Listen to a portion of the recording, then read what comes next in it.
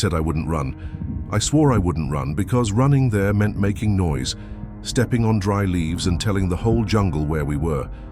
But when we touched the metal door handle, I heard the crackle of the radio on my shoulder, and for a split second I thought the static was coming from inside my throat. That's when I looked down and saw the damp shine, the irregular pattern of stains on the stretched leather, and the slow, patient curve of a body that didn't seem to end. The python was waiting, not on the other side of the door, on the threshold, between us and any idea of inside. And it wasn't the only one. The story I'm about to tell happened in August, on the banks of a reserve I'll call Sutura Creek. I was there as a field assistant, that guy who carries the backpack, marks coordinates, changes transmitter batteries. 3 researchers with me, Dr. Lane, Dr. Carson, and the intern, Evan. On the 3rd morning, we received a strange ping from the radio collar of a python that the park team had tagged weeks before. The signal was strong, then weak, then strong again at almost deliberate intervals. A pattern that Lane called interference and Carson called someone messing with our patience. I wasn't new to the feeling that the forest was watching, but that morning, the forest seemed to respond. The pings led us to an old deactivated monitoring station, tucked behind a belt of trees, where the light became green and low, as if the afternoon had fallen at 9 a.m. We carried the Yagi antenna, with prongs shaped like a trident, sweeping the direction of the sound like a fork searching for air. The signal became persistent. Lane smiled with studied confidence. "It's close. We'll record size, wait, check the collar, and be back before the heat gets worse." It was exactly that kind of sentence that calms, until it doesn't. The first sign that something was wrong wasn't the signal, nor the trail closing behind us, when the local guide said that from there on, it would just be his memory. It was the silence, a silence that wasn't the lack of birds, but the presence of something else, the vibration that takes hold of the back of the tongue. Evan noticed it too. He started breathing through his mouth, as if afraid to swallow the air. The door. I mentioned the door. It wasn't where it should have been. On the old map, the station was a square structure with 2 entrances, but the door we found looked like it had been cut from a container and shoved into the vegetation, creating a small alcove. There were marks in the earth, grooves as if something heavy had been dragged patiently many times until it opened a corridor. With every step, the ping on my radio grew closer, more anxious, and then it all happened at once. The guide raised his hand, signaling to stop. The radio crackled, and the antenna pointed exactly at the shadow beside the door handle. It was Lane who saw the shine of the eye first, a milky membrane covering and uncovering the iris in a half blink. She placed her hand on my shoulder without looking at me and squeezed. Slowly, slowly, she seemed to say without saying. The python was coiled in the recess of the door as if part of the structure, a grotesque decoration that only made sense when the light shifted over the scales. It wasn't a huge female, like in the viral photos. It was long, yes, but the impression it gave was different, of containment, of waiting.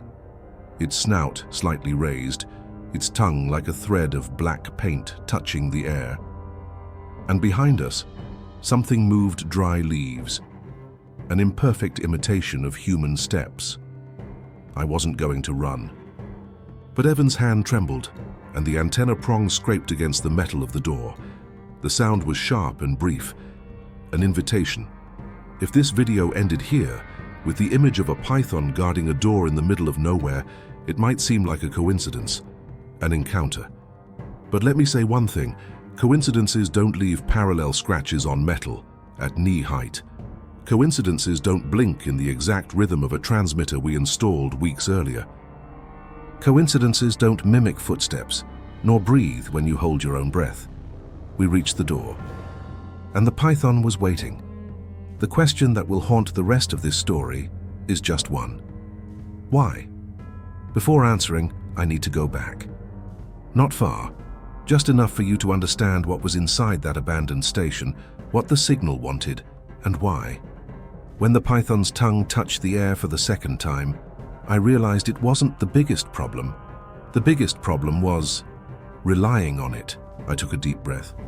I pressed the radio button to mark the position, and I heard through the open channel my own voice, repeated, slightly distorted, a second later. It wasn't an echo. It was a recording. And it was then that I realized the door wasn't guarding the python. The python was guarding the door. My name is Daniel, and the reason I'm telling this now is because the version that circulated in the official reports doesn't have a smell. On paper, no one smells the sweet and cold scent of old rubber mixed with the mold of the monitoring station. No one feels the sticky humidity creeping up their cuffs, nor the metallic taste rising to the mouth when I realized the radio antenna was pointing inside the building and to something that was responding following our cadence. The team was small and, in a strange way, intimate. Lane had that teacher aura, the one who knows she's right. Carson was skeptical to the point of entertaining his disbelief. Evan, on the other hand, had eyes too big for such a fragile stomach. And the guide, who asked not to have his name mentioned in recordings, had a way of walking that made the leaves accept his passage. He spoke little, but when he did, it was always about paths. Sutura Creek isn't a place on the tourist map. It's a contour of swamps, ladder routes, canopies that stitch the sky, and dark channels that devour the color of things. Pythons there weren't folklore. They were a real problem. They preyed on birds, mammals, and occasionally disrupted research that had nothing to do with them. The radio collar we were following had been placed on an adult female. That day, the signal seemed intelligent. Lane said it was a reflection of the terrain, the metal pillars of the station, but Carson curled his lips in a half-smile. Or someone wants us to hurry. I carried the Yagi antenna. If you've never used one, imagine a long metal fork that turns a lost sound in the air into direction. You sweep, the sound changes, and you know where to go. Simple. But something was wrong with the response. The beep organized our march, almost like a metronome. And when you walk to the rhythm of a metronome, you forget to listen for other things. It was the guide who reminded us. He asked us to stop and close our eyes for 10 seconds. Listen to the side of the sound, he said. I obeyed, and I heard the water, the wind, my own blood. And in the background, I heard a noise that shouldn't have been there. A dry roll, like heavy cloth on the ground. When I opened my eyes, there was a recent snake skin hanging from a root, translucent like plastic. It wasn't big. What unsettled me was the position, right next to an arrow drawn with charcoal pointing west. Who marked this? I asked. Lane said it was probably the park staff. The guide shook his head. They don't use charcoal. We continued. The first strange sign, footprints too old to be ours, too new to be historical. The second, parallel scratches, always at leg height, on trunks that didn't block the trail, but escorted it. The third, a broken cassette tape in the mud, with mold inside. I stopped, crouched, and saw that it had been broken on purpose, not by time. When I showed it to Lane, she was silent for the first time since the morning. Daniel, recalibrate the receiver. I did. Nothing changed except one thing. The beep began to disobey our sweep. We pointed the antenna northwest. It insisted on west. We pointed it west. It was happy and sped up. It was as if it was saying this way with an impatient tone. Carson finally admitted it was weird. If it's interference, it's a kind I've never seen before. The old station appeared to us as a flaw in the vegetation, a square of shadows. The makeshift door with drag marks on the floor looked like a mouth someone made in the forest with a can opener. I felt at that moment a recognition I can't explain, like when you dream of a place before you get there. The radio on my shoulder crackled, and a voice I would swear was mine repeated position marked with a minimal delay. Lane tensed. Maybe there's some loop running inside, some forgotten equipment. The guide approached first. He touched the edge of the door and pulled his fingers back, covered in a grey powder that stained the lines of his hand like ink. This isn't rust. I ran my finger across it. The smell was sweet, slightly bitter, like decayed flowers. Rubber dust? Tape? I looked at the ground. Pieces of old black tape, tangled in the roots like thin snakes that had been dead for a long time. Insulation tape, cassette tape, tape everywhere. And then the signal, the beep, got too loud and too soft, as if it had brought its mouth right to our ear. I was going to say, I think it's here, but the words got stuck when I saw the eyes. A bright point, motionless, a few centimeters from the crack. The body, thick as a man's thigh, coiled with a restraint that only those with no hurry can have. The tongue, a short line.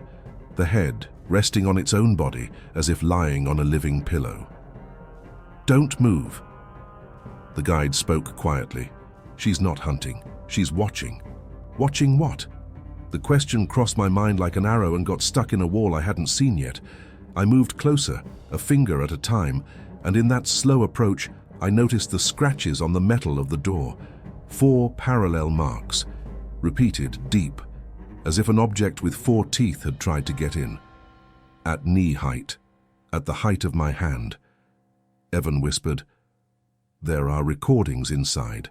He pointed to the corner of the door, where small pieces of tape were stuck by humidity, trembling with our own breathing. I thought of field recordings, notes, maybe voices, and the strangest thing, the snakeskin trail we'd seen earlier, ended there, stuck to a nail as if someone had hung a sign. "This is about her." When we arrived, the jungle took a step back, and for a moment, it seemed like everything was waiting for what we would do. The first choice after a long walk, enter or retreat. I still didn't know, but at that moment we had already chosen, hours earlier, when we followed a beep that didn't obey our hand. In fact, the hand that was guiding us was someone else's, and it was inside.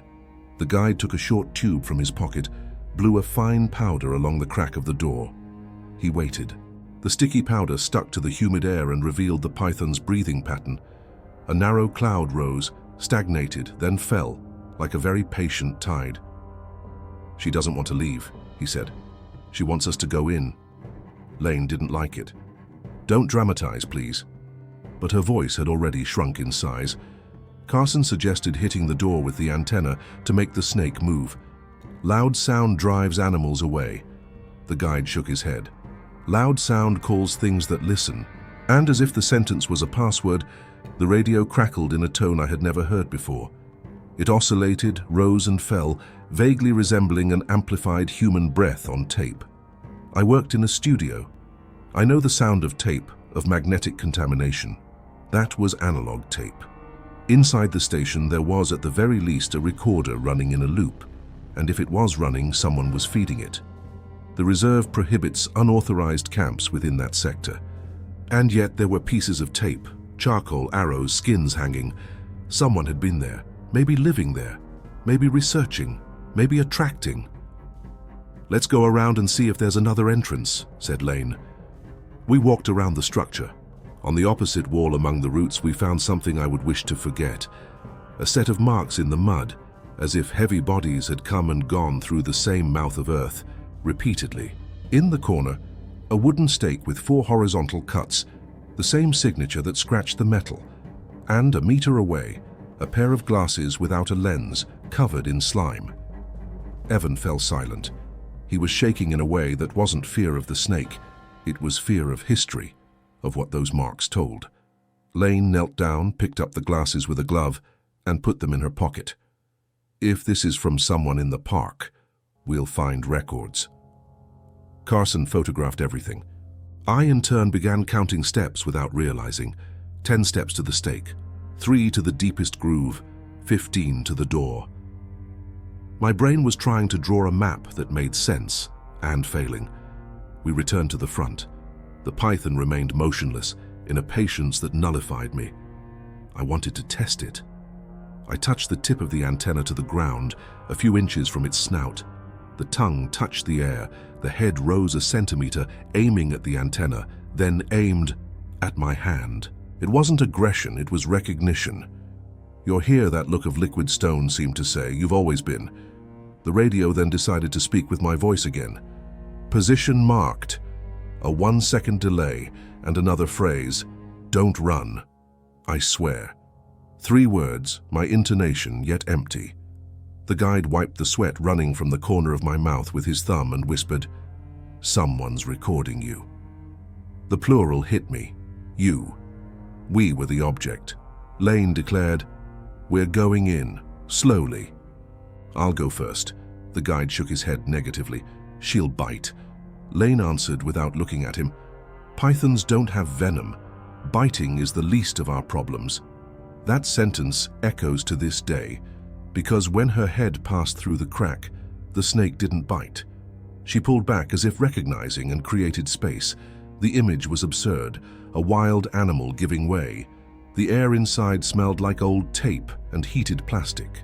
The walls, covered with makeshift shelves, held portable recorders, rolls, piles of tapes marked with dates and arrows. I went in last, and my first reaction was to touch a small battery-powered radio that buzzed by itself on a box. The guide closed the door behind us, and the sound outside became solid, as if the forest had now become a thick wall. The first recorder was on the right, on a stand, "Play RWFF," written in white ink next to black arrows. Pressing the button, a voice, mine, and saying "position marked," another tape next to it with steps written on it. We hit play. Steps, ours. Then the sound of something dragging on the ground. The tape stopped halfway, eaten by mold. Lane moved toward a table at the back. On it, photos of pythons with red paint marks on their backs, forming numbers. The number 7 appeared most often. In one photo, the 7 was on the metal of the door. "Who did this?" Carson murmured. In the corner, a cage without a door. Inside, only snakeskin in strips. The guide approached the only object that seemed new, a digital recorder, different from the rest. The screen flickered. "The battery is almost full," he said, almost offended. Then, the door behind us creaked. It wasn't the wind. There was no wind there. It was a displacement of mass. We looked. Through the crack, we saw the eye again, now higher, curious. The body slowly unfurling, like a rug being pulled from the roll. The snake was assessing the interior, and in the reflection of the eye, I swear I saw a movement that wasn't ours. Something dragged across the false ceiling of the station, a dry, rhythmic sound, 4 steps and a pause, 4 scratches and a breath. I erased everything else for a second, the tapes, the photos, the smell, and focused only on that pattern entering me. 4, pause. 4, pause. As if it were the way someone counts. "Daniel," Lane called, and I woke up. She was holding a tape with my handwriting. It was impossible. I had never been there. "Don't run," read the label. And underneath, a date. The previous day. The station wasn't just an archive. It was a mirror that reflected what entered after cutting, editing, and returning it with delay. And there was someone on the other side of the frame, assembling the story. The python wasn't the monster, nor the victim. It was the frame of flesh. And the hand holding the scissors had 4 fingers. It hit me all at once like a punch. The tapes with our voices, our footsteps, our repeated phrases. They weren't just voyeuristic recordings. They were instructions.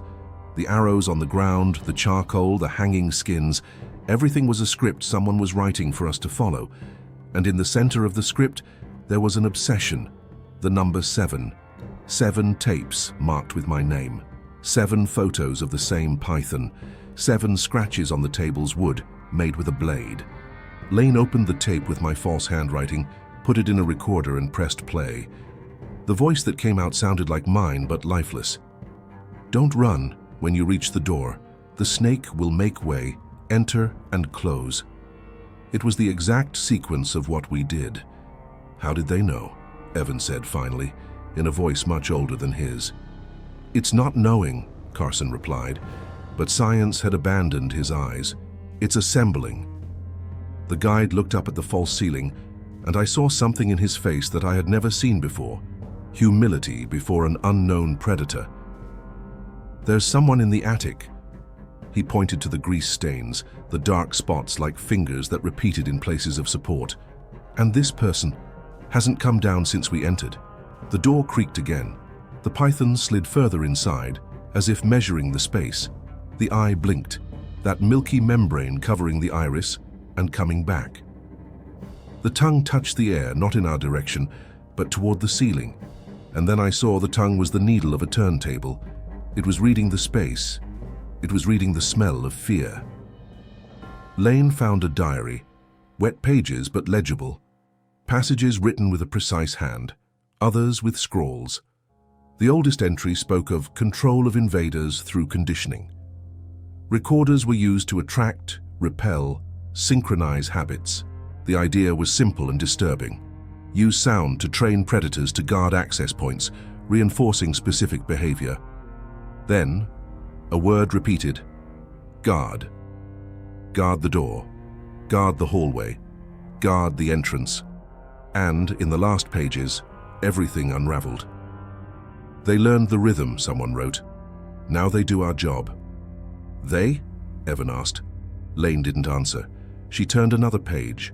There, 4 horizontal lines. Below, a bad drawing of a hand with 4 fingers. I heard the pattern on the ceiling. 4 steps, pause. 4 scratches, pause. And a whisper that wasn't tape, wasn't radio. Don't run. It was close. It was warm. Carson picked up the new digital recorder. He pressed REC. If anyone's here, speak. Silence.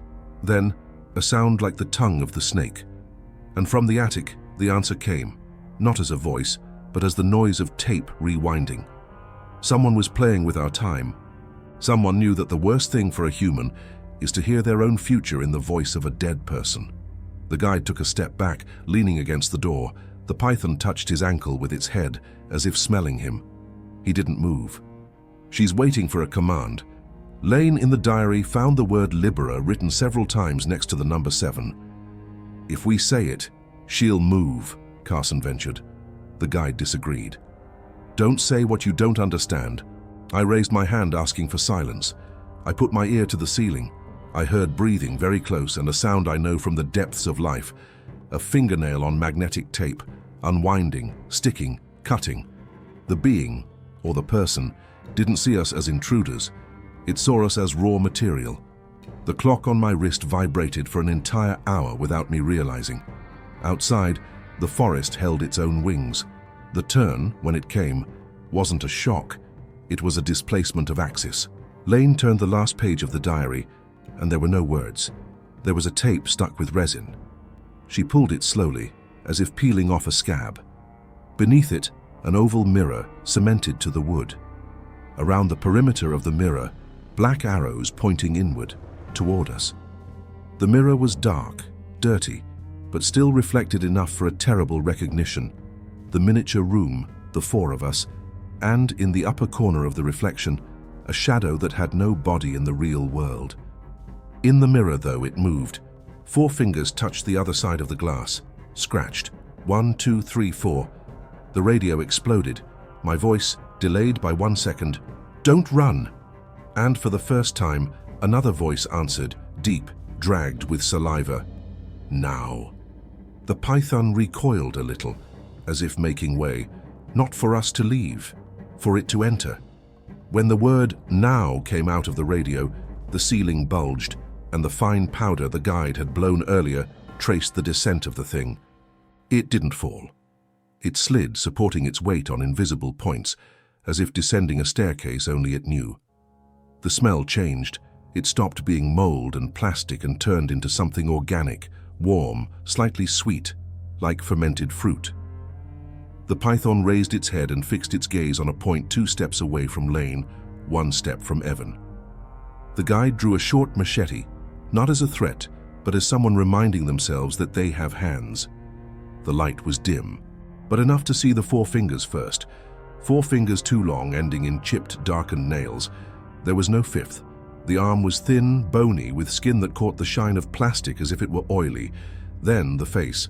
Not a complete face, just half, the left side, with a cloudy eye and a crooked mouth like someone who had spent too much time in the dark. I could try to say it was human. It would be convenient. But it wasn't just that. The thing had the economy of movement of a predator that had learned from what it had observed. It imitated. "Don't run." The voice came from it. "I swear." It repeated, savoring the phonemes, and smiled with only one side of its mouth. The python's tongue touched the air at the same time, and the sound of the radio synchronized like a choir. Lane raised the diary as if it were a crucifix. "We're here for research," she said. "We don't want conflict."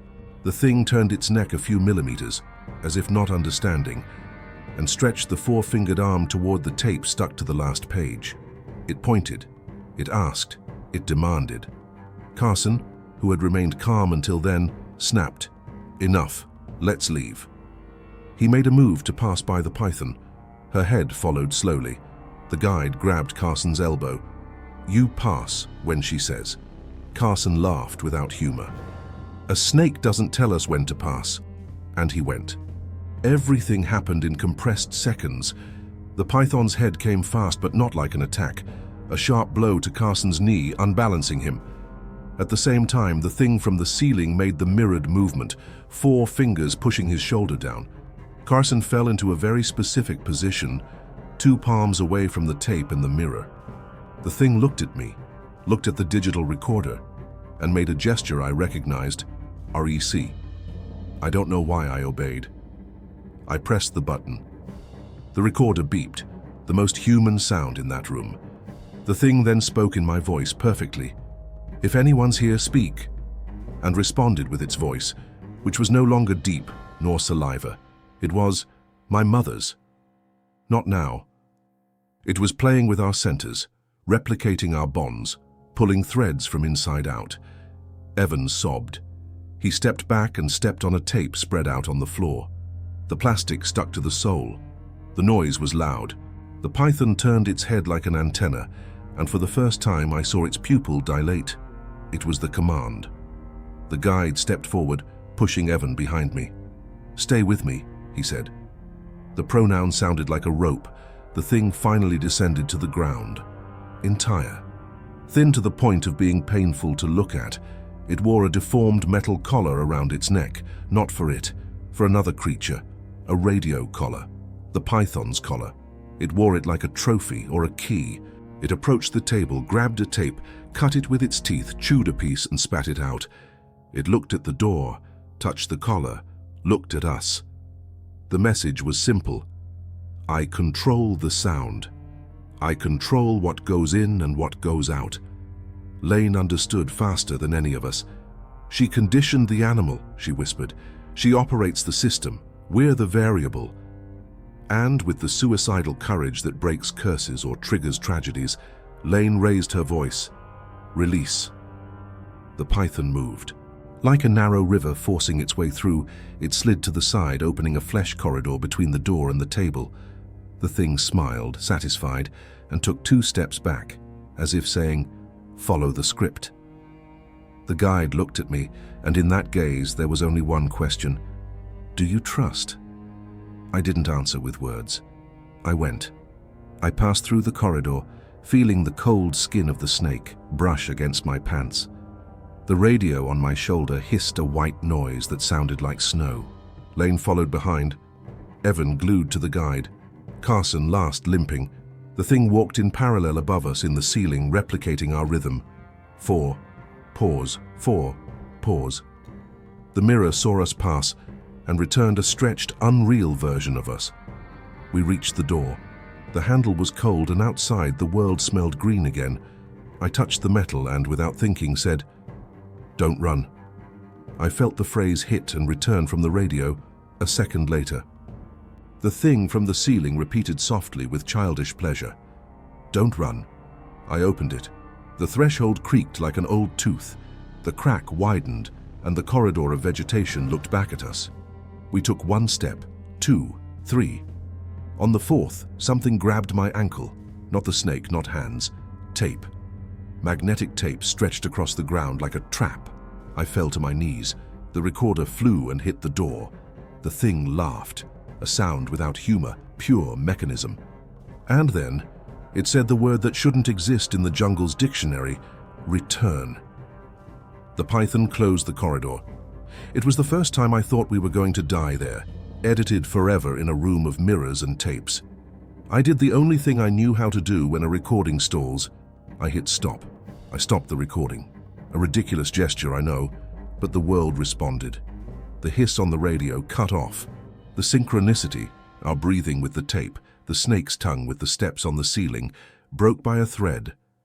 The thing stopped for a second, tilted its head, confused, like a predator seeing its prey do the move that isn't in the manual. That second was everything. The guide pulled me back by the shoulders. Lane raised the diary, and with its hard spine hit the mirror. The glass cracked, not much, but enough for the arrows to break. The sound that came out wasn't the sound of glass breaking, it was the sound of tape tearing. The ceiling responded with a scream that wasn't from a throat, it was from tape on fire. The python lifted half its body, and for the first time showed its teeth in a warning arc. It didn't just serve the thing, it served the space, it kept the balance. Carson, limping, grabbed the digital recorder and pressed play at random. The device spat out a sequence of illogical sounds, laughter, footsteps, breathing, and now, said backward, a don't run stretched until it became a chant. It confused the room. It confused the script. The thing which lived by pattern lost its pattern, and when the pattern falls, the body tries to survive. Open, said the guide. I ran, yes I ran, to the door, shoved my shoulder into it, and felt the python give way a little, like water finding its way between rocks. It wasn't against us, it was against the break. I pushed and the corridor outside assumed our urgency. Evan went first, small enough to slip under the snake's body. Lane followed, a scratch on her arm, blood on the diary. Carson cursed, laughed, cursed again. The guide was the last to exit, his eyes glued to the 4 fingers that appeared on the threshold, trying to hold us back with its gaze. We made it outside. The forest didn't embrace us, it ignored us. The fresh air hit me like a bucket of water. We walked without speaking for 50 steps, 100. The radio on my shoulder died. No static, no echo. Silence. The kind that isn't a threat, it's exhaustion. When we finally stopped, none of us could say, it's over, because it wasn't really over. We still had to go back the same way, past the hanging skin, the charcoal arrows, the broken cassette tape, but everything seemed rearranged. The arrow now pointed east. The skin had fallen and stuck to the ground like a tired tongue. The broken tape was no longer there. In its place, a plasticized newspaper clipping with a title I'll never forget. Researcher disappears at monitoring station. Only glasses are found. The date was from a month ago. Lane took the moss-covered glasses from her pocket. They fit the photo. She didn't say anything. None of us did. We walked to the clearing where we had left the car. The sun, banal, creaked with heat on the plates. Normality seemed like a cheap trick. On the way back, the guide spoke only once. The jungle learns and gives back. Sometimes it gives us back the way we want to hear. I thought of my voice coming from a body with no mouth. I thought of the "don't run" that wasn't advice. It was an order. We delivered the report, formal, cold. Interference in the radio collar. Abandoned structure with unusable recording material. Encounter with a Python bivitatus specimen, atypical guarding behavior. The words are a way to put us in boxes where the night changes nothing. But I know what I saw, I know what I heard, and more than that, I know what the thing wanted, rhythm. If there's one thing that makes us human, it's the desire to impose rhythm on chaos. It learned that from us. And in that station, it made us its metronome. 2 weeks later, I received a cassette tape in the mail with no return address. Black, with no label. I don't have a cassette player at home. I took it to a friend who does. The tape was clean, silent, until 9 minutes and 7 seconds, and there my voice. We reached the door. A 1-second delay, and the python was waiting. The sound of a tongue, and very, very far in the background, 4 scratches. 1, 2, 3, 4. Pause. The audio ends suddenly. No stop. No click. As if someone had unplugged the world. I haven't returned to Sutura Creek. Lane hasn't either. Carson says he doesn't dream anymore, and when he says this, he laughs as if that's a good thing. Evan transferred to another area. The guide keeps guiding, but avoids that part of the map with no name. And sometimes, when the wind passes between the city's trees and the antenna at home picks up static, I hear, with an almost imperceptible delay, my own breath returning to me. If this video made it this far, there's one thing I need to ask. When the noise of your radio cuts out and the door creaks, who's guiding your step, you or the delay? If you're still here, comment the keyword, wait, and answer. Would you have the courage to push that door, knowing that someone on the other side has already edited the sound of your fear?